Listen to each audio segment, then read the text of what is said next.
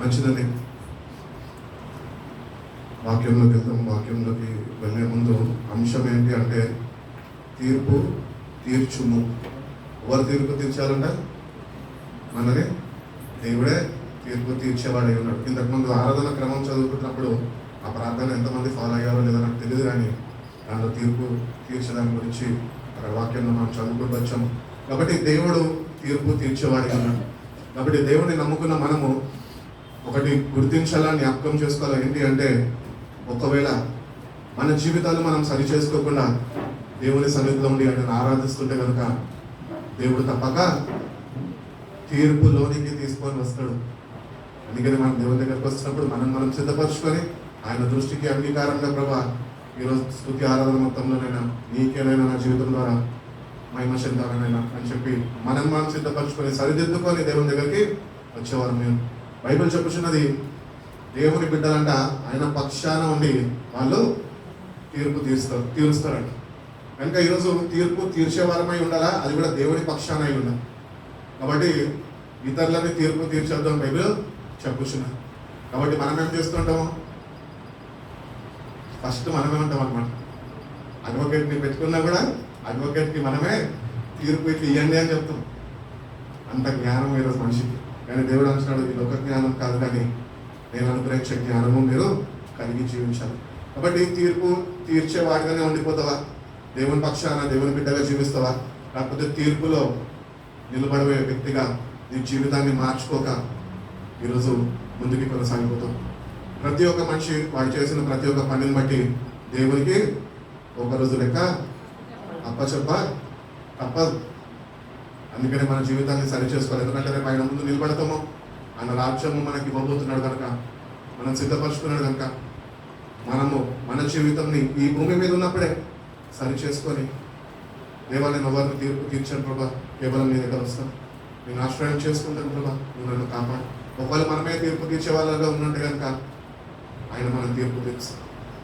అందుకని దేవుని చేతి నుంచి దేవుని యొక్క ఉగ్రత నుంచి ఈరోజు సంఘము, సార్వత్రిక సంఘము లేకపోతే మనమన్న వ్యక్తిగతంగా తప్పించబడాలి అంటే కనుక మనం ఎవరిని జడ్జ్ చేయొద్దంట. దేవుడే చెప్తున్నాడు, do not judge or you will be judge. So ఏమున్నా కానీ దేవుని తప్పచెప్పండి. ఎందుకంటే మనం ఆయన బిడ్డల్లో ఉన్నాము, ఆయన రక్తంలో కడగబడ్డాము, ఆయన ఆత్మతోనే ప్రతినిత్యము నడిపిస్తున్నాం.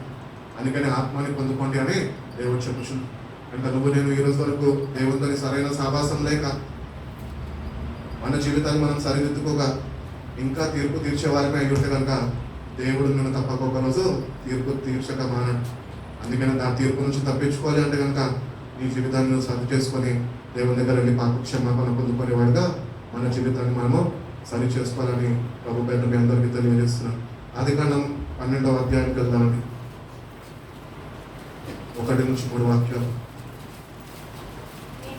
యెహోవా నీవు లేచి నీ దేశం నుండి నీ బంధువుల యొద్ద నుండి నీ తండ్రి ఇంటి యొద్ద నుండి బయలుదేరి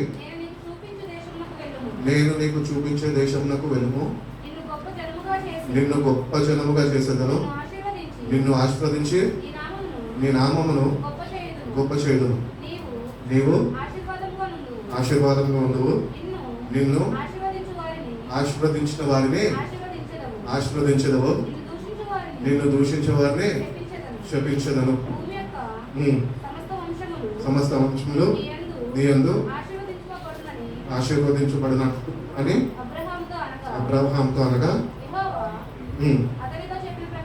అతనికి చెప్పిన ప్రకారము అబ్రహాము వెళ్ళను. చాలండి. ఇక్కడ దేవుడు అబ్రహాం గురించి మనతో మాట్లాడుతున్నాడు. దేవుడు ఏం చెప్పాడంట? నువ్వు ఇక్కడ నుంచి లేచి నీ ప్రజలను విడిచి నువ్వు నేను చూపించిన స్థలానికి వెళ్ళమంటున్నాడు. ఇదే వాక్యం దేవుడు నీతో నాతో మాట్లాడుతున్నాడు. నువ్వు లేయాలంట. లేచి ఎక్కడికి వెళ్ళాలంట? చెప్పాలి, ఎక్కడికి వెళ్ళాలంట? రూట్ మ్యాప్ వేయలేదన్న అంట. అసలు నవ్వుతున్నా. రూట్ మ్యాప్ ఏమన్నా ఒక క్రైస్తవుడు ఈరోజు గుర్తించాల్సింది, ఆయన లేచి వెళ్ళమన్నప్పుడు ఆయన లోబడ్డాడు, విధేయత చూపాడు, ఏమాత్రమో ప్రశ్నించలేదు.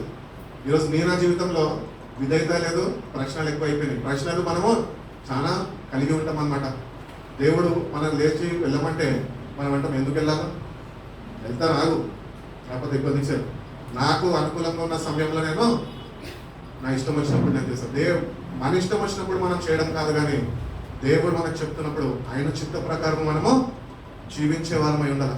ఈరోజు దేవుడు మాట్లాడుతున్నాడు నీతో నాతో ఏంటి అంటే, ఇంతకాలము నువ్వు దేవుని స్వరము విని కూడా నువ్వు లోబడక ఉన్నావేమో, కానీ దేవుడి ఈరోజు తెలియజేస్తున్నాడు, ఈరోజు లేచి నువ్వు నీ ప్రార్థనా స్థలానికి వెళ్ళు. క్రైస్తవుడికి అంటే ఒక ప్రార్థనా స్థలము ఉండాలి, ఒక బలిపీఠం అక్కడ కట్టాలి, అక్కడ ప్రతిదినం వెళ్ళి దేవునికి అర్పణలు అర్పించే స్థలం ఒకటి ఒక క్రైస్తవుడు కంపల్సరీగా సిద్ధపరచుకో. ఈరోజు మన ప్రార్థన దగ్గర ఎక్కడ ఉంటాయండి, ఎక్కడ దొరికితే అక్కడ ప్రార్థన చేసుకుంటున్నాం. ఒక పర్టికులర్ ప్లేస్ అనేది మనకి ఏర్పరచుకోవాలి. మనకు ఉంటున్న చిన్న రూమ్ అన్నా సరే పర్వాలేదు, కానీ ఆ సమయంలో దేవాతి దేవుడు నిన్ను కలవడానికి ఇష్టపడుతున్నాడు కనుక ఒక క్రైస్తవుడు గుర్తించాలి ఏంటి అంటే, దేవుడు నీ కొరకు ఎదురు చూస్తున్నాడు, నువ్వు కూడా వెళ్ళి ఆయనతో మాట్లాడేవాడు కూడా, ఆయన నీతో మాట్లాడడానికి ఎదురు చూస్తున్నాడు. ప్రతి దినము God wants to talk to you. Are you willing to listen to him? నువ్వు ఆయన మాటకి శ్రద్ధ వహించి వినేవాడుగా నీ జీవితం ఉన్నదా ఈరోజు? దేవుడు ప్రతి ఒక్కరితో ప్రతి దినము ఏదో ఒక విషయము మాట్లాడాలని ఎదురు చూస్తున్నాడు.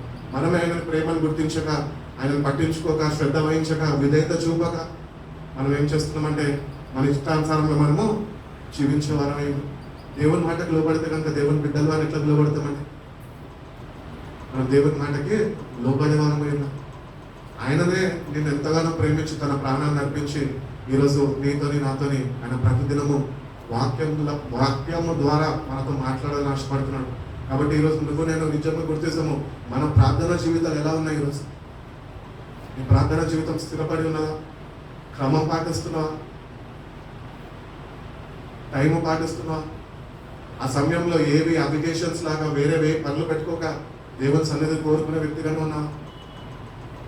ఒక క్రైస్తవుడు ఉండాలి. దేవుడు ఒక క్రైస్తవుడిని, దేవుని బిడ్డని ఆశీర్వదించాలంటే దేవుడు బిడ్డను చూసేది మొట్టమొదటిగా ఏంటి అంత ఆసక్తిని చూస్తాడు, విధేయతను చూస్తాడు, క్రమాన్ని చూస్తాడు. ఈరోజు మనం క్రమం తప్పి ఉండి మనం ప్రార్థన చేస్తే దేవుడు ఆలకిస్తాడు, కానీ జవాబు ఇవ్వలేడు.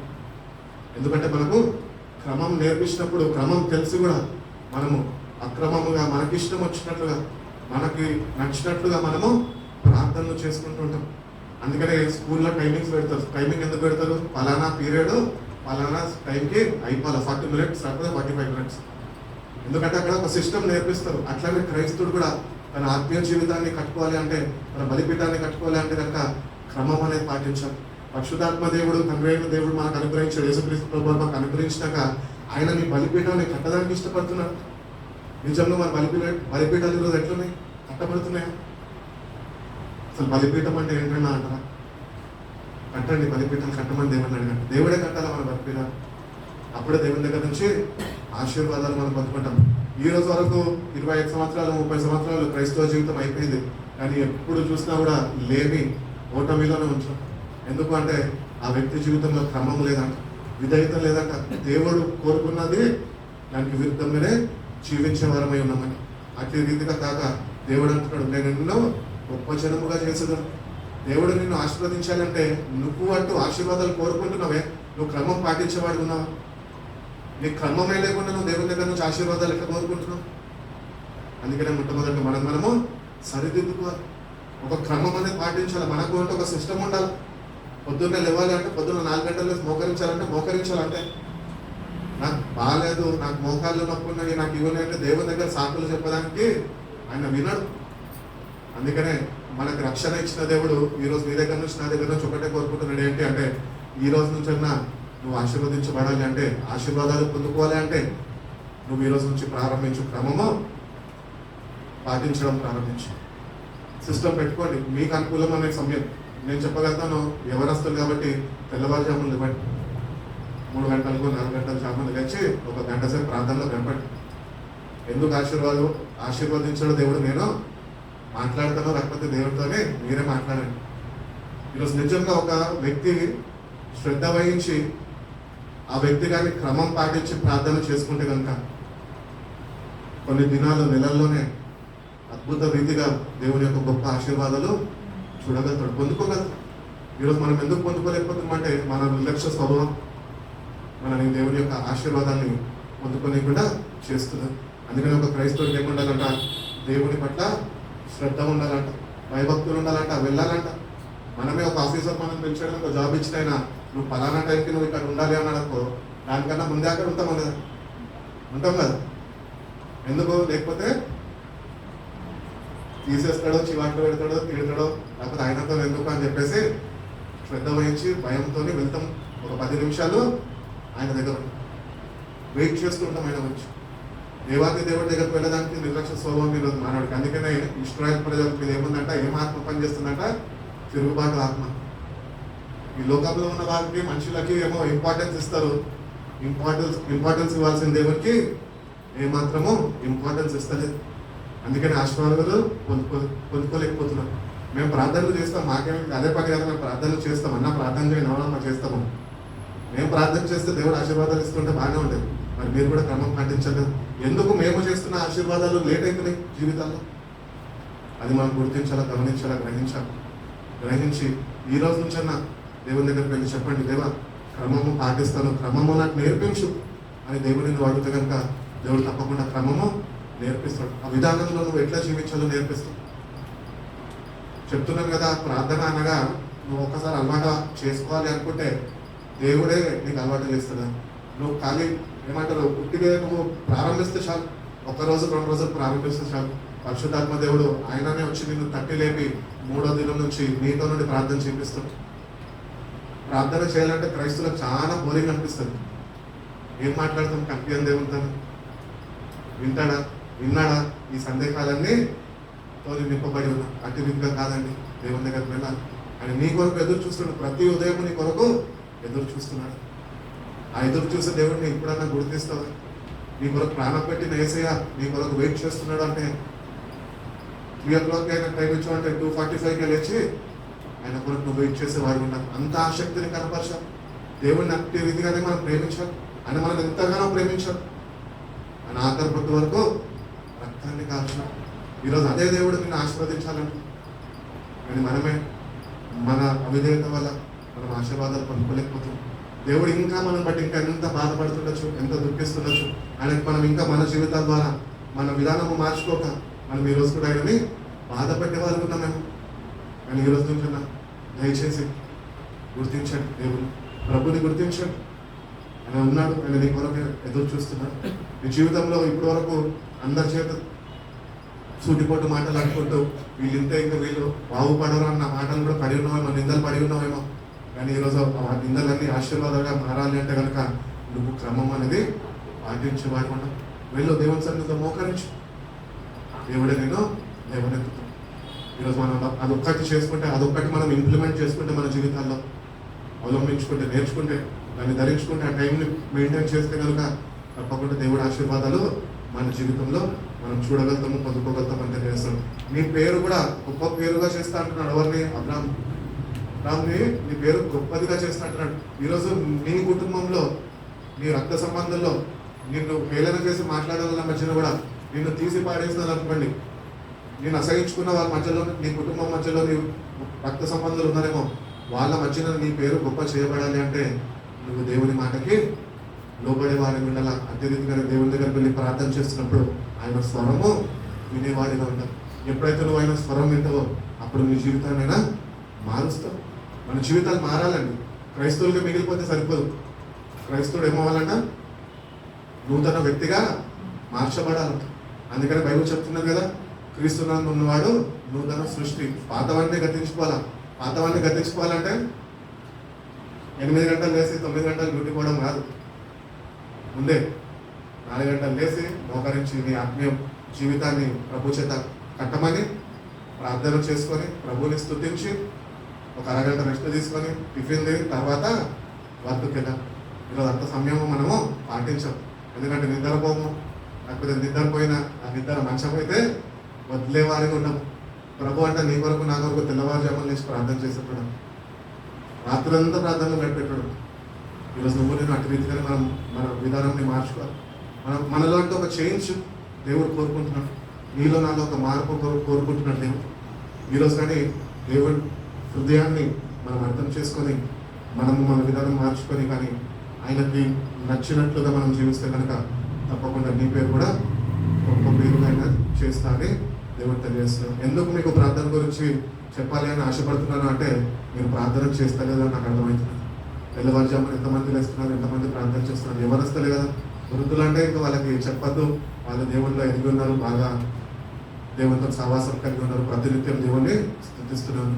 కానీ యవనస్తులుగా మీరు దేవుణ్ణి స్తుతించడం నేర్చుకోవాలి, దేవుణ్ణి అంటగట్టబడము నేర్చుకోవాలి. ఏదో మందిరానికి వచ్చి ఆదివారం వెళ్ళిపోతున్నామంటే దేవుణ్ణి అంటగట్టబడలేదు. నా యందు మీరు, మీ యందు నేను ఉండాలంటే నువ్వు ప్రతిదినము ప్రార్థన చేసే వ్యక్తిగానే ఉండాలి. ప్రతిదినం ఆయన దగ్గరికి వెళ్ళి ఆయనతో సమయం గడిపే వ్యక్తిగానే ఉండాలి. యోహాను సువార్త 15వ అధ్యాయం నిజమైన ద్రాక్షవల్లి చదవసుకుంటే అంటగట్టబడం. మనం నిజంగా వ్యక్తిగతంగా మన ఆత్మీయ జీవితాలు దేవుడు అభివృద్ధిలోనికి నడిపించాలన్నా, పెంపొందించాలన్నా, ఆయన ఆత్మతో నింపాలన్నా కూడా నువ్వు నేను ఆయనతో సహవాసాన్ని బలపరుచుకునే వారు. అంటే కంప్లీట్ దేవుని మీద ఆధారపడే వారిగా మన జీవితాలు కలిగి ఉండాలంట. మనం దేని మీద ఆధారపడతామండి?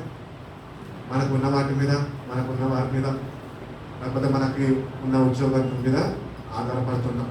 అదే దేవుడు నీకు ఇచ్చాడు కదా, అదే ఉద్యోగం ఒకవేళ తీసేసాడంట అప్పుడు ఆయన మీద ఆధారపడతామా? మన విధానమే అది. అంటే ఎందుకంటే దేవుడే నీకు ఆ ఉద్యోగం ఇచ్చడానికి గుర్తించి బాబా ఈ ఉద్యోగంలో నన్ను ఆశీర్వదించు అని ఇచ్చిన దేవుడి దగ్గరికి వెళ్ళి కొద్దిగా సమయము నువ్వు గడిపేవాడు కూడా. ప్రతిదినం అందరికీ ఆఫీసెస్ ఉంటాయి, డ్యూటీకి వెళ్ళాల్సిన డ్యూటీకి వెళ్తాం. మరి దానికన్నా ముందుగా ఆ వ్యక్తి చేయాల్సింది ఏం తెలుసా? దేవుని దగ్గరికి వెళ్దాం. దేవుని ప్రభా ఈ దినంలోనైనా నన్ను ఆశీర్వదించు, నేను అనేకులకి ఆశీర్వాదకరంగా దీవెనకరంగా ఉండాలి ప్రభా. నువ్వు ప్రార్థన చేసుకున్న వ్యక్తిగా ఆయన నీతో ఏం మాట్లాడతాడు? ఆ వాక్యం చేత నీ బలిపీఠం కట్టుబడాలి. మనం ఇష్టపడాలి, దేవా నువ్వు నన్ను కట్టు ప్రభా, ఈ వాక్యంతో ప్రతిదినం నాతో మాట్లాడు.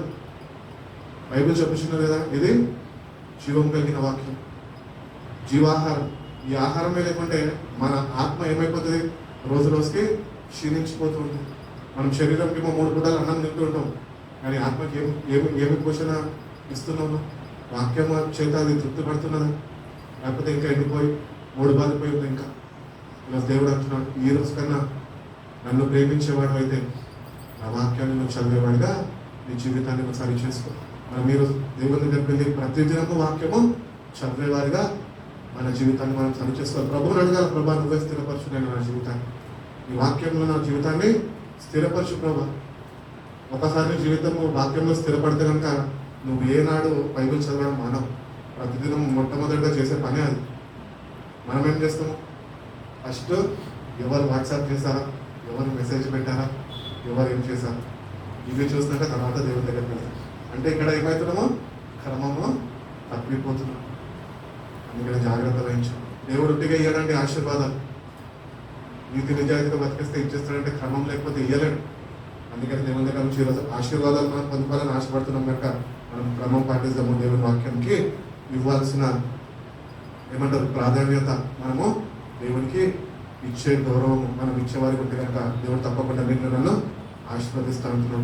కాబట్టి ఈరోజు ఒకవేళ నువ్వు దేవుడు ఆశీర్వాదాన్ని అనుగ్రహించాలని ఆశపడుతున్నాడు కనుక నువ్వు కానీ ఆశీర్వాదాన్ని పొందుకునే విధానంలో నీ జీవితాన్ని నువ్వు సరి చేసుకోకపోతే ఆశీర్వాదానికి బదులు ఏమొస్తాయంట? కష్టాలు, శాపాలు కొని తెచ్చుకుంటావు నీ అంతటా. ఏసయ్యను నమ్మేసుకున్నాను, రక్షణ వచ్చేసిందంటే ఇవన్నీ పాటించకపోయిన కష్టాలు, శాపాలే మిగులుతాయి. ఎందుకంటే నువ్వు దేవునికి ఇవ్వాల్సిన గౌరవము నువ్వు ఇవ్వలేదు. వ్యక్తిగతంగా ఒక మనిషి దేవునికి ఇవ్వాల్సిన ఆ దైవిక గౌరవం ఇవ్వాలంట. అంటే వాక్యమందు విధేయత, ప్రార్థన అనేది కలిగి ఆ వ్యక్తి జీవించాలి. ఇప్పుడే దేవుడు ఆశీర్వదిస్తాడు.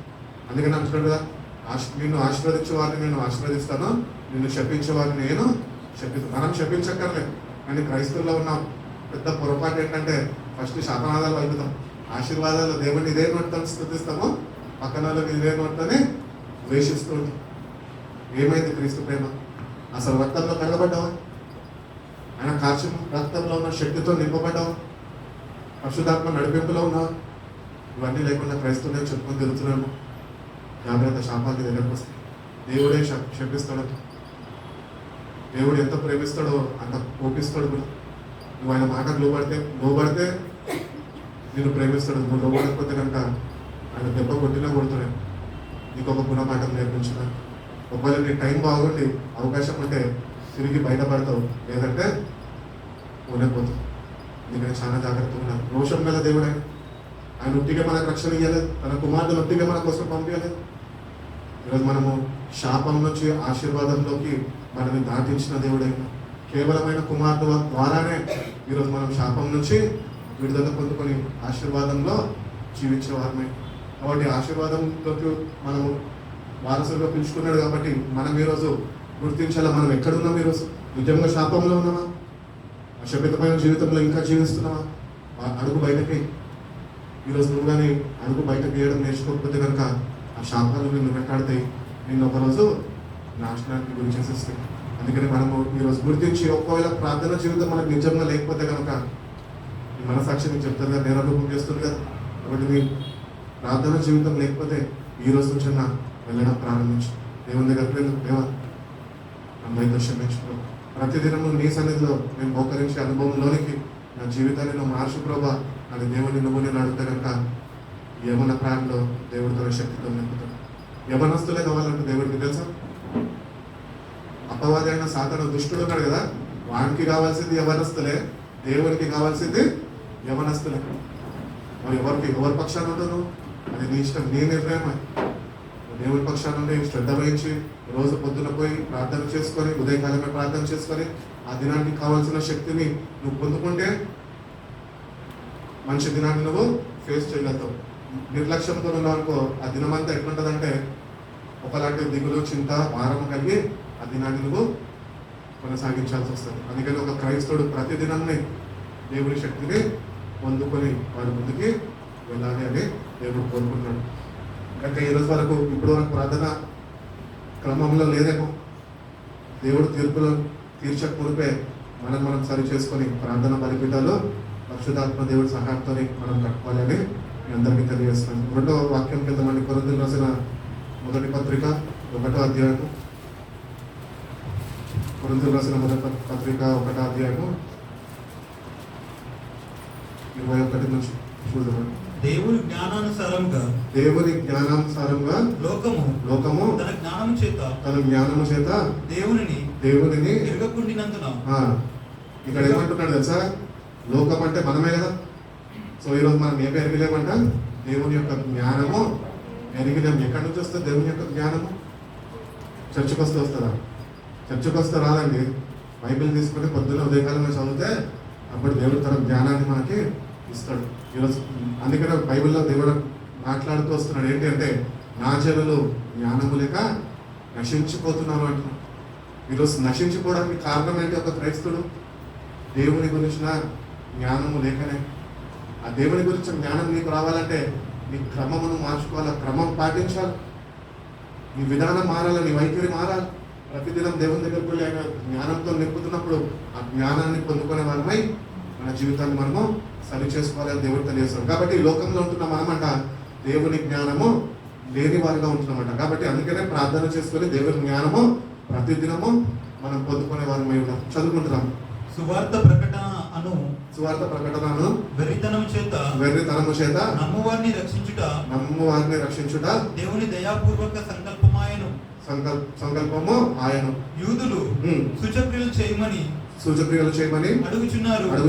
క్రీస్తు దేశస్థులు జ్ఞానము వెతుకుచున్నారు. అయితే మేము సిలువ వేయబడిన క్రీస్తును ప్రకటించుచున్నాము. ఆయన యూదులకు ఆటంకంగాను అన్యజనులకు వెరితనంగా ఉన్నాడు. కానీ యూదులకేమి దేశస్థులకేమి పిలువబడిన వారందరికీ క్రీస్తు దేవుని శక్తియు దేవుని జ్ఞానమై ఉన్నాడు. కాబట్టి క్రీస్తు గురించి మనం తెలుసుకోవాలంటే కనుక, నీ కొరకు నా కొరకు ప్రాణం పెట్టిన యేసయ్య గురించి మనం తెలుసుకోవాలంటే కనుక మనం దేవుని యొక్క శక్తిని, దేవుని యొక్క జ్ఞానాన్ని పొందుకునే బిడ్డగానే మనము ఉండాలంట. ఒక వ్యక్తి క్రీస్తు యొక్క జ్ఞానము, దేవుని యొక్క జ్ఞానము, ఆ శక్తిని పొందుకోవాలంటే ఆ వ్యక్తి యేసయ్యతోని సహవాసము కలిగి ఉండాలంట. యేసయ్యతోని సహవాసము బలపరుచుకునే వాడిగా ఉండాలంట. ఈరోజు ఎట్లుంది నీకు నీ సహవాసం ఏసయ్యతో ఎట్లున్నది ఈరోజు? నిజంగా స్నేహితులతోనే అసలు వాళ్ళని విడిచిపెట్టక వాళ్ళతో చాలా క్లోజ్గా ఉంటూ నీ సహవాసాన్ని బలపరుచుకుంటూ ఉంటావే, అది లోక జ్ఞానం అని తెలుసు కూడా. దేవుడు అనుగ్రహించే జ్ఞానము శక్తి పొందుకోవాలన్న అవగాహన కూడా నీకు లేకపోతే నువ్వు దేవుడి గురించి ఎన్నడూ తెలుసుకోలేవు. క్రైస్తవుడిగా జీవించగలుగుతావు, క్రైస్తవుడిగా ఈ లోకంలో చలమని అయిపోతావేమో, కానీ నువ్వు వ్యక్తిగతంగా దేవుని దగ్గరికి వెళ్ళి నువ్వు కానీ ఆయన జ్ఞానాన్ని ఆయన శక్తిని పొందుకోకపోతే నువ్వు అసలు క్రైస్తవుడే కాదు. ఈరోజు ఆయన గురించి అవగాహన మనకుండా ఆయన గురించి ఏంటి ప్రభా నువ్వు అసలు ఏమై ఉన్నావు, నువ్వు ఏ జ్ఞానంతో నన్ను నింపాలనుకుంటున్నావు అని మనం దేవుని దగ్గరికి వెళ్ళి ఆయనను వేడుకోవాలండి. ప్రతిదినము దేవుని దగ్గరికి వెళ్ళి మనము వేడుకునే వారం ఇంకా దేవుడు జ్ఞానం ఇస్తాడంట. ఎవరికన్నా మీలో జ్ఞానము కొద్దువైతే మీరు నా దగ్గరకు వచ్చి నన్ను అడగండి, నేను మీకు ఇస్తాను అన్న. మనం ఎందుకు ఈరోజు అడిగి తెలుసుకోలేకపోతున్నాం? వాక్యమే చెప్పుచున్నది కదా, ఆయన గురించిన జ్ఞానం మనము కలిగి ఉండాలి. ఈరోజు ఏసయ్యను నమ్ముకున్నాము, భక్తి చేసేస్తున్నాం అంటే ఆయన గురించి, ఆయనలో ఉన్న శక్తిని, ఆయన గురించిన జ్ఞానాన్ని మనం కలిగలేకపోతే ఏమి ప్రయోజనం మనకి? మన జీవితాలు ఎప్పటికీ కట్టబడవు, బాగుపడవు. అందుకని దేవుని దగ్గరికి వెళ్తున్నప్పుడు దేవా నీ జ్ఞానము నీ శక్తి నాకు కావాలా ప్రభా. ఈ లోకంలో జ్ఞానం ఉండొచ్చు, నేను ఉండద్దు అని చెప్పను. అందుకనే జ్ఞానులను సిగ్గుపరచుటకు వెర్రివారిని ఆయన ఏర్పరచుకున్నాడు. ఈరోజు నువ్వు లోక జ్ఞానంతో అతిశయిస్తున్నావేమో, నీ జ్ఞానం మీద జ్ఞాపకానికి గురి చేసేస్తే జాగ్రత్త. ఈ లోక జ్ఞానం ఉండాల్సింది కాదు క్రైస్తవుడికి కావాల్సింది దేవుడు అనుగ్రహించే జ్ఞానము తోని నింపబడాలి ప్రతిదినము. ఎందుకంటే మన పౌరస్థితి పరలోక రాజ్యంలో ఉన్నది, అక్కడికి చేరేవారమై ఉండాలంటే కనుక ఆయన గురించిన జ్ఞానము మనము కలిగి ఉండాలి. అప్పుడే మనము సిద్ధపాటు సరైన విధానంలో మనము ఉండగలుగుతాం. ఈరోజు క్రైస్తవులు అనుకుంటున్నాము నిర్లక్ష్య స్వభావంతో ఏసయ్య లాస్ట్ మినిట్లో అవకాశం ఇస్తాడులే, బ్రతిమలాడుకుంటే వదిలేస్తాడులే అనుకుంటాం. అవకాశాలు ఇయ్యడు. ఇదే అవకాశం, నేడైనా రక్షణ దినం అంటున్నాం. ఈ రక్షణ దినాన్ని గుర్తించి నువ్వు నీ జీవితాన్ని సరి చేసుకోవచ్చు. కాబట్టి నాకు ఇంకొక ఛాన్స్ ఉంటుంది, ఆయన దగ్గర వెళ్తే ఆయన నన్ను ప్రేమిస్తున్నాడు కదా అనుకుంటే అక్కడ వెళ్ళే మాటలు ఏముండవు. అక్కడ కేవలం తీర్పు మాత్రమే ఉంటుంది. తీర్పుకు మునిపే మన జీవితాన్ని మనం సరి చేసుకోవాలి. అక్కడ పోయినాక నేను మాట్లాడుకుంటానంటే ఆయన మాట్లాడడానికి ఇష్టపడదు. ఆయన నీతో నీ భూమి మీద ఉన్నప్పుడే వాక్యం ద్వారా, పరిశుద్ధాత్మ ద్వారా, సేవకుల ద్వారా మాట్లాడుతున్నప్పుడు వీళ్ళ మాటకే నువ్వు లోపడలేదే, నీ మాట వింటాడా? అక్కడైనా వినడు. అందుకనే ఈ రోజుకైనా మనం గుర్తించి గ్రహించి ప్రభా నీ జ్ఞానము నీ శక్తి నాకు కావాలి ప్రభా. సొలొమోను అడిగాడు, శ్రేష్టమైనది అడిగాడు, జ్ఞానం కావాలి ప్రభా అని. ఈరోజు నువ్వు నేను శ్రేష్టమైనది ఒక క్రైస్తవుడికి ఈరోజు ఏం కావాలి తెలుసా? దేవుని గురించి జ్ఞానము, దేవుని యొక్క శక్తి కావాలి అని దేవుని అడగదు. పాట పాడుకుంటాం, ప్రార్థన శక్తి నాకు కావాలయ్యా. పాడడం అయితే మంచి మంచి స్వరాలతో పాడతారు, మంచి సమర్పణతో పాడతారు, అని పొందుకుంటున్నారా శక్తిని? శక్తిని పొందుకున్న మనం ఇతరులు చూడాలంటే మనలో శక్తిని పొందుకున్నానండి అంటే సరిపోదు. ఇతరులు మీరు ఆ శక్తిని చూడాలి. దేవుని కొరకు నిలబడు. దేవుడు నేను కోరుకున్నాడు, నేను ఒక విలువైన పాత్రగా ఆయన పెంచుకున్నాడు. నీ ద్వారా దేవుడు ఏదో ఒక ప్రణాళిక కలిగి ఉండి నిన్నైనా వాడుకోవాలనుకుంటున్నాం. కాబట్టి ఇవన్నీ గుర్తించక గ్రహించక మన విధానంలో, మన పద్ధతుల్లో మనం వెళ్ళిపోతే మనం దేవుని ఏమాత్రము మన జీవితాల ద్వారా ఆయనని సంతోషపెట్టే వారిగా ఏమాత్రము మనం ఉండలేము. మనం ఈరోజు ఉండాలండి. దేవుడు అదే కోరుకుంటున్నాడు నీ దగ్గర నుంచి, నా దగ్గర నుంచి. ఈరోజు పెద్దలందరూ కూడా పిల్లల గురించి ఎందుకు ప్రార్థన చేస్తారు? వాళ్ళు దేవుళ్ళు స్థిరపడతారు. మనం ఎట్లనో ప్రార్థన చేసుకోమని వాళ్ళకి బాగా తెలుసు. ఎప్పుడు నచ్చినప్పుడో లేకపోతే ఎప్పుడో మనసు బాధ కలిగినప్పుడో నా బిడ్డ ప్రార్థన చేసుకుంటుంది.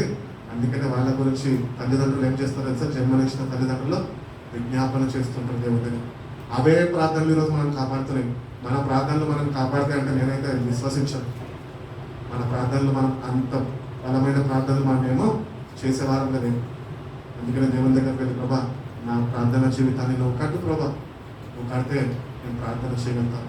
నువ్వు నాకు నీ జ్ఞానం ఇస్తే నీ శక్తిని నేను పొందుకునే విధానము నేర్చుకోగలుగుతా ప్రభా అని దేవుని అడిగేవారుగా మనము ఉండాలి. చదువుకుంటున్నాము. దేవుని వెరితనము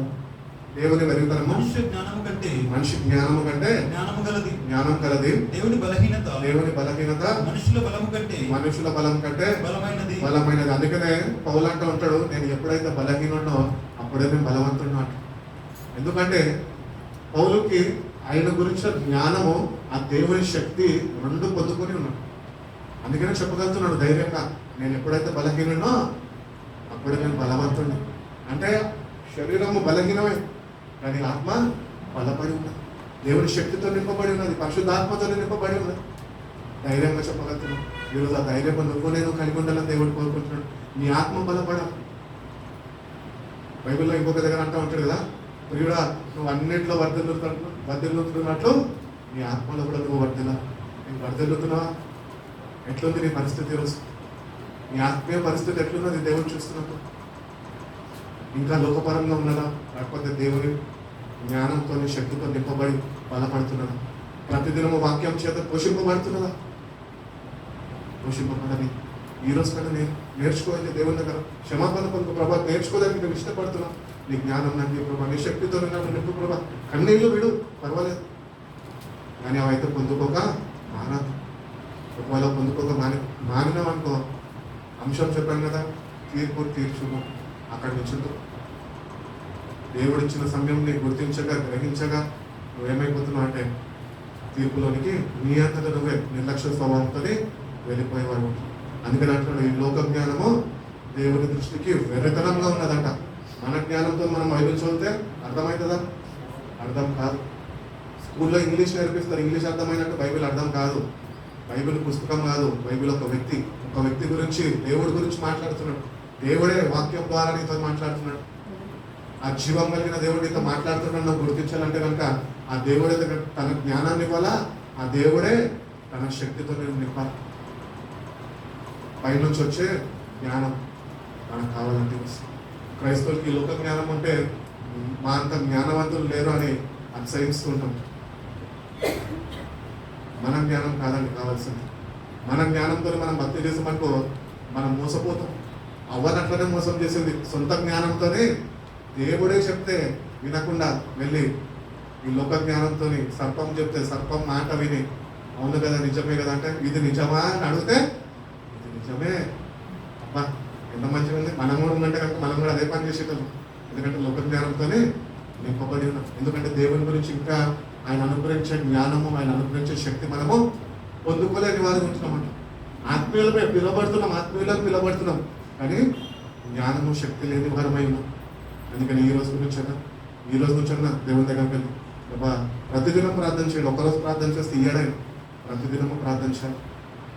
నీ ప్రార్థన అవసరతలు ప్రార్థన చేసుకోవాలా, ఇతరుల గురించి ప్రార్థన చేసి పడుకుండాలా, మీ ఆత్మీయ స్థితిని దేవుని శక్తితో జ్ఞానంతోనే కట్టమని బలపరచమని ప్రతిదినము దేవుడిని అడిగేవారుగా నేను ఉండాలని దేవుడు తెలియజేస్తాడు. చదువుకుంటున్నాను. సహోదరులారా మిమ్మల్ని పిలిచిన పిలుపును చూడుడి. మీలో లోకరీతిని జ్ఞానులైనను గనులైనను గొప్ప వంశము వారైనను అనేకులు పిలువబడలేదు గాని ఏ శరీరియు దేవుని ఎదుట అతిశయపక ఉంటున్నట్లు జ్ఞానులను సిగ్గుపరచుటకు లోకంలో నుండి వెరివారిని దేవుడు ఏర్పరచుకున్నాడు. ఇక్కడ ఒక అంశం అండి, మనం ఒకటి గమనిస్తాము బైబిల్లోనే. ఆనాడు యేసుక్రీస్తు ప్రభువారు ధర్మశాస్త్రం చదివిన వారు ఉన్నారు, కాకపోతే మందిరంలో వాళ్ళందరూ యూదులు వీళ్ళందరూ ఉన్నారు కదా ధర్మశాస్త్రం నేర్పిన వారు. మరి వాళ్ళందరినీ ఏర్పరచుకోకుండా దేవుడు తన శిష్యులుగా విద్య లేని పాపాలని చేపలు పట్టే వాళ్ళని ఎందుకని ఏర్పరచుకున్నాడు? ఎందుకంటే వాళ్ళలో ఏమి బ్యూటీ చూసాడు తెలుసా దేవుడు? విద్య లేని పాపాలలో ఏం బ్యూటీ చూస్తుంటాడు చెప్పాలి. ఒక నిమిషం ఆలోచించండి. వాళ్ళలో ఏమి ఇష్టపడి ఉంటాడు దేవుడు? వాళ్ళలో దేవుడు చూసినప్పుడు అంట వాళ్ళలో ఏమాత్రము లోక జ్ఞానం కలిగి లేరంట. హల్లెలూయా. ఈరోజు దేవుడు అదే నీ దగ్గర నుంచి నా దగ్గర నుంచి కోరుకుంటున్నాడు. మీకు ఉండొచ్చు లోక జ్ఞానం, కానీ దాని మీద ఆధారపడద్దు. దేవుని మీద ఆధారపడు, దేవుని వాక్యం మీద ఆధారపడు, దేవుని శక్తి మీద ఆధారపడు. వాళ్ళలో అదే బ్యూటీ కనిపించిందంట ఆయనకి. ఆ బ్యూటీతో అనుకున్నాడట వీళ్ళే నాకు కావాలి, వీళ్ళు నా శిష్యులుగా ఉండాలనిపించుకున్నాడు. పిలవగానే వచ్చారా? విధేయత చూపి వచ్చారు, ఆయన శిష్యులుగా మార్చబడ్డాం. విద్యలని పాపాలను పిలుచుకొని ఏం చేశాడు? ఆయన మనుషుల్ని పట్టే జాలలుగా చేశాడు.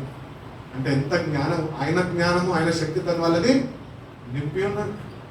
వాళ్ళు భూమిని తల్లకిందలుగా చేసేంత శక్తిని వాళ్ళకు అనుగ్రహించున్నాడు. ఈరోజు క్రైస్తవుడు కూడా ఈ లోకం జ్ఞానం మీద ఆధారపడినంత వరకు దేవుని శక్తిని, దేవుని జ్ఞానాన్ని ఏమాత్రము పొందుకోలేడు.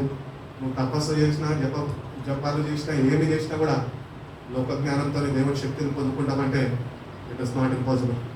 అందుకని లోక జ్ఞానం విడిచిపెట్టు. దేవుని సన్నిధికి వస్తున్నావు ప్రభా, నీ జ్ఞానంతో, నీ శక్తితోని, నీ పరిశుద్ధాత్మతోని ప్రభా అని నింపు. అప్పుడు నేను నీ వాక్యంలో స్థిరపడగలను. అప్పుడు నేను ఈ లోకంలో నీ కొరకు నేను జీవించగలను అని మనము దేవుని దగ్గర నుంచి పొందుకునే వారమై ఉండాలని దేవుడు తెలియజేస్తున్నాడు. చదువుకుంటారమ్మా. బలవంతులైన వారిని సిగ్గుపరచుటకు లోకంలో బలహీనులైన వారిని దేవుడు ఏర్పరచుకున్నాడు. ఎన్నికైన వారిని వ్యర్థం చేయుటకు లోకంలో నీచులైన వారిని తృణీకరింపబడిన వారిని ఎన్నిక లేని వారిని దేవుడు ఏర్పరచుకున్నాడు. అయితే ఆయన మూలముగా మీరు క్రీస్తు యేసునందు ఉన్నారు. అతిశయించువాడు ప్రభునందే అతిశయించాలి కానీ అతిశయింపవలెను అనేది రాయబడినది నెరవేరినట్లు దేవుని మూలముగా ఆయన మనకు జ్ఞానమును నీతియు పరిశుద్ధతయు విమోచనము ఆయను. కనుక ఈరోజు మనం దేవుని దగ్గరకు వస్తున్న మనము పరిశుద్ధత కలిగి ఉండాలి, నీతి కలిగి ఉండాలంట, విమోచన కలిగి ఉండాలంట. ఇవి 3 క్వాలిటీస్ ఒక క్రిస్టియన్లో ఉండాలంట. అవి ఎక్కడి నుంచి వస్తాయి? ఎప్పుడైతే దేవుడి జ్ఞానము శక్తితో నింపబడతామో అప్పుడే వస్తుంది. దేవ మనం చాలాసార్లు ప్రార్థన చేసుకుంటాం, ప్రభా నీ కొరకు నేను పరిశుద్ధంగా జీవిస్తా ప్రభా, కానీ ఏమాత్రమో జీవించేవారుగా మనం ఉన్నాం. అందుకని దేవుని దగ్గరికి వెళ్ళి ఆయన శక్తిని, ఆయన జ్ఞానాన్ని పొందుకుంటే అవే నీకు పరిశుద్ధత కలిగిస్తాయి. మనం పరిశుద్ధంగా ఏమాత్రమో జీవించలేం. బైబిల్ చెప్పించినది పరిశుద్ధులంటూ ఎవడు లేడు. మా దేవుడు అంటున్నాడు, నేను పరిశుద్ధంగా మారుస్తాను. ఎప్పుడంటే నువ్వు శ్రద్ధ వహించి గ్రహించి దేవుని దగ్గరికి వెళ్ళి ప్రభా నీ శక్తి, నీ జ్ఞానం నాకు కావాలి. ఈ లోకంలో నీచులైన మమ్మల్ని, నీచులే కదా మనం, ఏమాత్రం మంచితనం ఉన్నదా? లేదు. ఏమాత్రమో మంచి నాలో లేదు, మనలో లేదు. కానీ ఆయన మనల్ని పేరుపరుచుకున్నాడు, పిలుచుకున్నాడు. మన ఈ లోకంలో ఇతరులకి లోకంలో మాదిరిగా నా బిడ్డలుగా జీవించాలని మనల్ని నేర్పరచుకున్నాడు. ఆయన విశ్వ సంకల్పంలో మనని కోరుకున్నాడు. అందుకనే వాగ్దానం ప్రామిసెస్ చేసుకుంటూ వచ్చాడు కదా. తల్లి గర్భంలో రూపింపబడే కొనిపై నేను నిన్ను ఏర్పరచుకున్నాను, ఎరిగిన వాడు నువ్వు నా సొత్తు. ఈ రోజుకి ఇంకా మనము మేల్కోక, ఇంకా అవన్నీ గుర్తించక మనం దేవుని యొక్క జ్ఞానము శక్తి పొందుకోకుంటే మనంత అజ్ఞానులు ఈ భూమి మీద ఇంకొకడు ఉండడు. ఈ లోకంలో అనేకుల్ని దేవుడు పిలుచుకోలేదు, కానీ మనం పిలుచుకున్నాడు. మనలో ఏమి మంచి ఉన్నదని పిలుచుకున్నాడు, ఏం మంచి లేదు కనుకనే మనం పిలుచుకున్నాడు. ఈరోజు ఆ మంచి దేవుడు మనం పిలుచుకున్నవాడు ఈరోజు ఏమి మంచి లేని మొత్తాన్ని చెడునంతా తీసేసి తన జ్ఞానము, తన శక్తితో నిన్ను నింపాలని ఆశపడుతున్నాడు. మనము దేవుని యొక్క శక్తితోనే నింపబడాలి. క్రైస్తవుడు ఈరోజు ఎట్లున్నాడు చెప్తూ ఉంటున్నాడు కదా. ఈరోజుకి లెంట్ సీజన్ ఎన్ని డేస్ అయినాయి? 28 days కంప్లీట్ అయిపోయినాయి. ఈ వాక్యాలన్నీ టచ్ చేసుకుంటూనే వస్తున్నాం. దేవుడు ప్రతిదినము వాక్యము సంఘంని బలపరచాలని ప్రతిదినము మాట్లాడుకుంటూనే వస్తున్నాడు. ప్రతిదినం మాట్లాడుకుంటూ వస్తున్నప్పటికీ మనం ఏం చేస్తున్నామంటే ఏమాత్రం చెల్లము లేక ఏదో విన్నామంటే విన్నాము అనేసి మన జీవితాన్ని ముందుకు కొనసాగించేస్తున్నాం. ఇట్లనే మనం జీవితాన్ని కొనసాగిస్తుంటే కనుక గుడ్ ఫ్రైడే వచ్చేస్తుంది, ఈస్టర్ వచ్చేస్తుంది, చూస్తా క్రిస్మస్ వచ్చేస్తుంది. నీ టైం బాగుంటే నువ్వే చూడగలుగుతావు, టైం బాగాలేకపోతే భూమిని విడిచిపెట్టి వెళ్ళిపోతావు. అందుకనే సమయం ఉన్నప్పుడే సరి చేసుకో జీవితాన్ని. ఈరోజే మోకరించైన సన్నిధిలో దేవాని శక్తిని, జ్ఞానం నాకు కావాల. నువ్వు నన్ను ఏర్పరచుకున్నావు కదా, ఏర్పరచుకున్నా నేను నీ దగ్గరికి రాకుండా తిరుగుతున్నాను. నువ్వు గుర్తిస్తున్నావు ఎప్పుడన్నా? మనం గుర్తించాలండి. ఏంటంటే ఏర్పాట్లో ఉన్న మనమే ఆయన దగ్గరికి వెళ్ళకుండా ఇష్టానుసారంగా జీవిస్తున్నామంట. అంటే రేపు ఒకవేళ ఏ రోజు నువ్వు జీవించినామో ఈ రోజు నుంచి నా ముగింపు పలుకో, దేవా ఈ రోజు నుంచి నేను నీ దగ్గరికి వస్తాను, నీ కొరకు నేను జీవిస్తాను ప్రభా, నా విశ్వాసాన్ని అభివృద్ధిలోకి నడిపించు, సంపూర్ణ విశ్వాసంగా నన్ను మార్చు ప్రభా, నీ శక్తితో నీ జ్ఞానంతో నన్ను నింపు ప్రభా అని మనము దేవుని ప్రతిదినము అడిగి తెలుసుకునే వారమై ఉండాలి. దేవుళ్ళు మన జీవితాన్ని మనము కట్టుకోవాలని దేవుడు తెలియజేస్తాం. 3వ వెళ్దామండి. మత్తయి సువార్తకి వెళ్దాం. మత్తయి సువార్త 10వ అధ్యాయం 32 నుంచి 42 వరకు. మత్తయి సువార్త 10వ అధ్యాయము 32వ వచనం నుంచి. మనుషుల ఎదుట నన్ను ఒప్పుకున్నవాడు ఎవడో పరలోకమందున్న నా తండ్రి ఎదుట నేనును వారిని ఒప్పుకొందును. మనుషుల ఎదుట ఎవడు నన్ను ఎరుగనను వానిని పరలోకమందున్న నా తండ్రి ఎదుట నేనును ఎరుగనందును. ఎవరు వీళ్ళు? ఈ భూమి మీద ఉన్నవారు దేవుణ్ణి ఎరగని వారు ఎవరు? క్రైస్తులా చెప్పండి. ఈ భూమి మీద ఆయనని ఎరగని వారు అని వాళ్ళకి చదువుతున్నాం కదా. ఆయన ఏం చేస్తాడంట? వాళ్ళని తండ్రి ముందు వీళ్ళెవరో నాకు తెలియదు అంటాడంట. వీళ్ళెవరంటే దేవుని యొక్క శక్తి జ్ఞానము పొందుకొని వారు. అర్థమవుతుందా వాక్యము? వాళ్ళు ఎవరో కాదు, మనమే. అర్థమయ్యేటట్టు చెప్పాలి నేనే. ఎందుకంటే వాక్యం చదవను, ప్రార్థన చేయను, దేవుని గురించి జ్ఞానం అక్కర్లేదు, దేవుని యొక్క శక్తితో నాకు పనే లేదు. సో ఇట్లా ఉన్న నన్ను ఇక్కడ నుంచి ఎన్ని ప్రసంగాలు చేసినా, ఇక్కడ నుండి ఎంతమంది ప్రార్థనలు చేసినా, ఇక్కడ నుంచి ఎంతమందికి ప్రార్థన చేస్తే అద్భుతాలు జరిగినా, నాకంటూ దేవుని యొక్క శక్తి జ్ఞానం పొందుకునే ప్రక్రియలో నన్ను నేను బలపరచుకోకపోతే, నా జీవితాన్ని నేను కట్టుకోకపోతే కనుక, బాబు నువ్వు చేయలేదు కాబట్టి నువ్వు కూడా ఎవరు నాకు తెలియదు అంటాడు. కాబట్టి అందుకే నేనన్నా మీరన్నా ఎవరన్నా ప్రతిదినం దేవుని దగ్గరికి వెళ్ళి ఆయన శక్తితో నింపబడాలా. ఆయన అనుగ్రహించే జ్ఞానంతోనే మనకి ఆయన అనుగ్రహించిన రక్షణని కాపాడుకునే విధానము నేర్చుకోవాలి, తెలుసుకోవాలి, దేవుని పొందుకోవాలి. ప్రభు నా రక్షణను ఇచ్చాడు, రక్షణ ఉచితంగానే ఇచ్చాడు, కానీ ఎంత విలువ పెట్టి ఉన్నాడు మనం. ఆయన నన్ను ప్రేమించుకోక తండ్రి స్థానాన్ని విడిచిపెట్టి, తండ్రి పక్కన ఉన్న స్థానాన్ని విడిచిపెట్టి నీ కొరకు నా కొరకే కదా ఆయన వచ్చిన దేవుడు ఈరోజు మనకి రక్షణను ఇచ్చేసాడు. రక్షణ మనకి ఫ్రీగా వచ్చింది కనుక, ఉచితంగా వచ్చింది కనుక దాని విలువ తెలుస్తలేదు మనకి. అదే నీ స్థానం నువ్వే ఉన్నట్టు అక్కడ రక్షణ ఉండేదా? నీకు ఉండేది కదా. ఒకవేళ దేవాది దేవుడే రాకపోతే రక్షణ మనకు అనుగ్రహింపబడేదా? అనుగ్రహింపబడేది కాదు. కానీ దేవుని యొక్క సంకల్పంలో నిన్ను నన్ను ఆయన కోరుకొని ఆయన రాజ్యంలో ఉండాలి. మనం ఎంతగానో ప్రేమించి ఇంకా అవకాశాలు ఇస్తానే వస్తుంది. ఈ రోజు కన్నా దేవుని బిడ్డలుగా పిలువబడుతున్న మనము ఆయన సన్నిధికి వెళ్ళి ఆయన గురించిన జ్ఞానము, ఆయన అనుగ్రహించే శక్తితోనే మనం నింపబడతామేమో అని దేవుడు కోరుకుంటున్నాడు. అదే రీతిగా ఎదురు చూస్తున్నాడు. ఎవరు చూస్తారు చెప్పండి. ఇప్పుడు నా కొరకు ఎదురు చూసే వాళ్ళు ఎవరు ఉంటారు?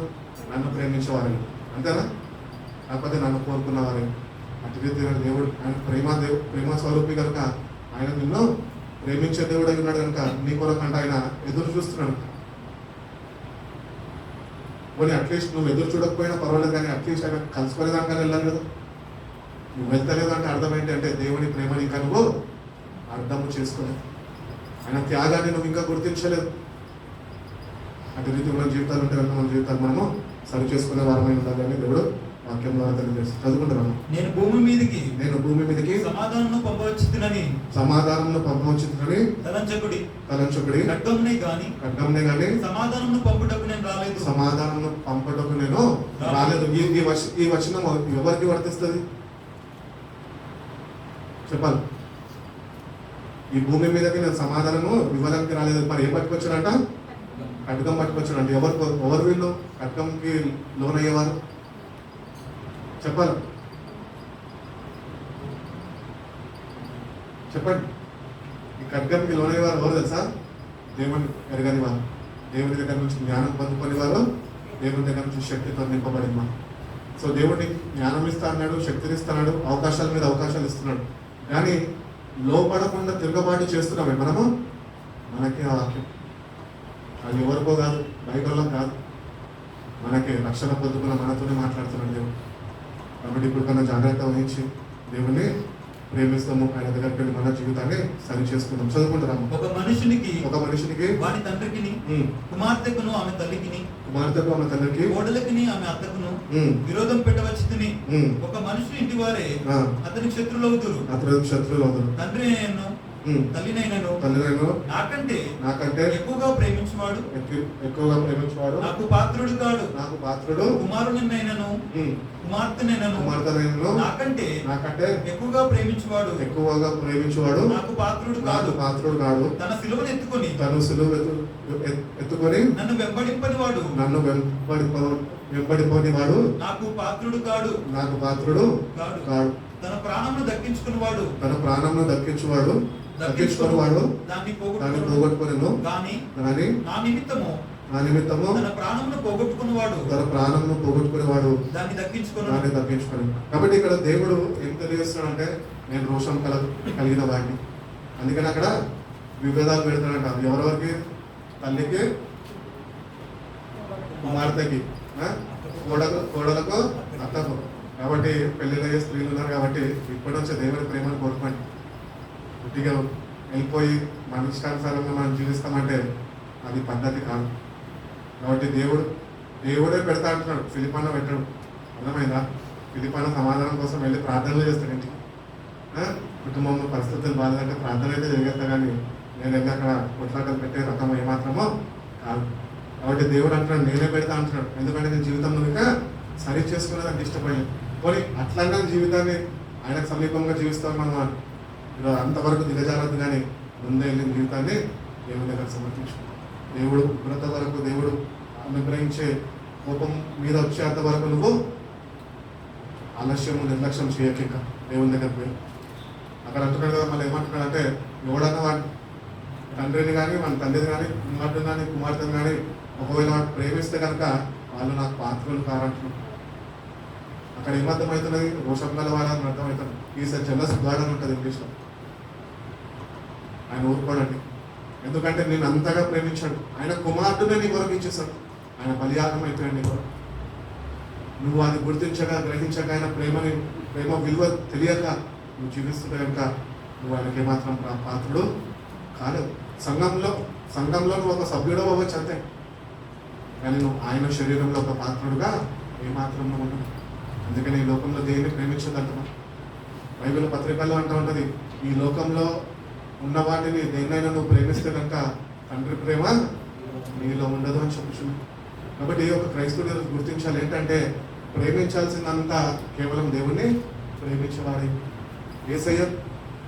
యేసయ్యను ప్రేమించడం అంటే ఆయన గురించి జ్ఞానము, ఆయన గురించి శక్తిని పొందుకోవడం, దేవుని దగ్గరికి వెళ్ళి ప్రేమించడం, ఆయన ఇచ్చిన ప్రతి ఒక్క మాట మనము పాటించడమే దేవుణ్ణి ప్రేమించడమే.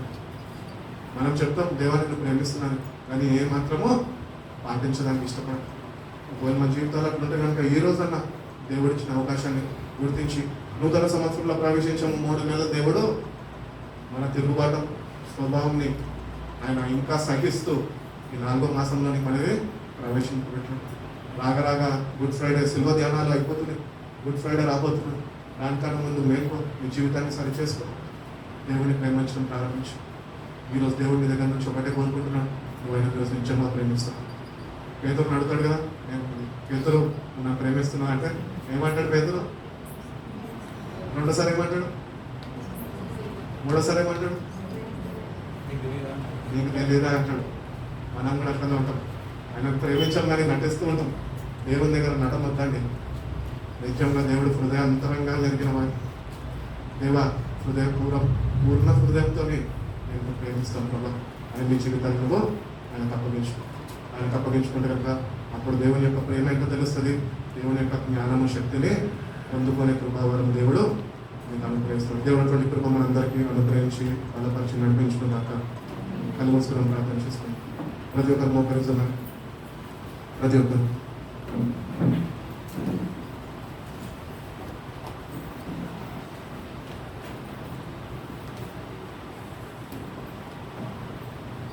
విన్న వాక్యాన్ని బట్టి ఒక నిమిషం ప్రార్థన చేసుకోండి. స్వరాలెత్తండి. దేవుడు ఇచ్చున్నాడు. పరిశుద్ధాత్మ దేవుడు మన మధ్యలో సంచరిస్తున్నాడు. ఆయన నీతోని నాతోని సూటిగా మాట్లాడి నోరిపండి. దేవుని సన్నిధిలో నోరిపండి. చెప్పండి, దేవుని ప్రభు ఈ రోజు వచ్చిన జీవితాన్ని నేను మార్చుకుంటాను. ప్రతిదినము నేను నీ మాటకి నేను లోబడి అవ్వమంటాను ప్రభు. మా ప్రార్థన బలిపీఠాన్ని మీరు కట్టండి. మీరేమో నీ శక్తితో మమ్మల్ని నింపండి ప్రభు. మాకు ప్రార్థనని అలవాటు చేయండి ప్రభు. ఈ సన్నిధిలో ప్రతిదినము మోకరించే వారిగానైనా మేము మా జీవితాన్ని మేము సరిచేసుకునేదానికైనా మీ కృపను మాకు అనుగ్రహించండి. మీరు సహాయం చేయకపోతే మాకు వాళ్ళు సహాయం చేసే వాళ్ళు లేరు ప్రభు. మా అంతటా మేము చేయలేము ప్రభు. మీ సహాయం మాకు కావాలైనా మీరు మమ్మల్ని కోరుకుంటున్న రీతిగానైనా మమ్మల్ని మలచండి, మార్చండి. మీ దృష్టికి అంగీకారమైన బిడ్డలుగా, నేను సంతోషపెట్టే బిడ్డలుగానైనా మా జీవితాన్ని మీరు మార్చమని అడుగుతున్నాను. మీరు బిడ్డలతో మీ సహాయం అనుగ్రహించండి. కేవలం నిన్ను బట్టి అసహించే వారిగానైనా మేము జీవించాలి. మీరు మా కొరకు ప్రాణం పెట్టి ఉన్నారు ప్రభా. ఏకైక కుమారుడునైనా మా కొరకు అనుగ్రహించి ఉన్నారు. దాన్ని బట్టి నీకు వందనాలు. ఆయన కాల్చిన రక్తం చేత మా పాపాన్ని కడగండి ప్రభా. ఇంకా ఏమన్నా పాపాలు మాలో దాగి ఉన్న ప్రభా, వాటిని మేము సన్నిధిలో ఒప్పుకుంటున్నాం. నీ త్యాగాన్ని మేము జ్ఞాపకం చేసుకొని ప్రభా, ఈ శరీరం అనే రక్తంలో మేము ప్రవేశిస్తున్నాం ప్రభా. మమ్మల్ని మేము సరిదిద్దుకొని కృపను దయచేయండి. మీరు మాకు తోడుగా యోగ్యకరమైన రీతిగానైనా నీ త్యాగాన్ని గుర్తించి ప్రభా, నువ్వు అనుగ్రహించిన రక్షణను బట్టినైనా కృతజ్ఞతలే ప్రభు. నీ సన్నిధిలోనైనా మిమ్మల్ని ప్రవేశించాలి. బిడ్డలుగా మమ్మల్ని మార్చండి. మీరు మాకు తోడుగా మాకు సహాయం చేయండి ప్రభు. మమ్మల్ని బలపరచండి. మీ వాక్యంతోనైనా మా జీవితాన్ని కట్టండి ప్రభు. నీ గురించిన జ్ఞానము, నీలో ఉన్న శక్తిని మేము పొందుకోవాలి ప్రభా. మీరు మాకు సహాయం చేయండి.